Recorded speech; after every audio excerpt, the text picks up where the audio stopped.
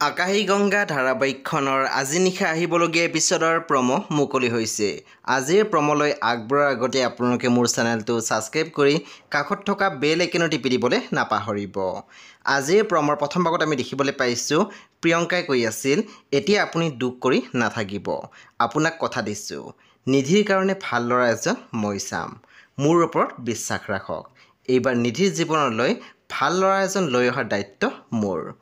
তাৰপিছত আমি প্ৰমো দেখিবলৈ পাইছোঁ আৰাধ্যাই অথৰ্বক ফোন কৰি কৈ আছিল মা দেউতাই মাতিছে। তেতিয়া অথৰ্বই কৈছিল সিদিনাখনচোন গৈ আহিলোঁ।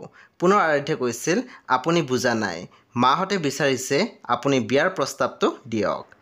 সেই বন্ধু বান্ধৱীসকল আজি নিশা 9:30 বজাত ৰং টিভিত আহিবলগীয়া আকাশী গংগা ধাৰাবাহিকখন খুবেই বেছি ইণ্টাৰেষ্টিং হ'বলৈ গৈ আছে। সেই আপোনালোকে চাবলৈ একেবাৰে নাপাহৰিব।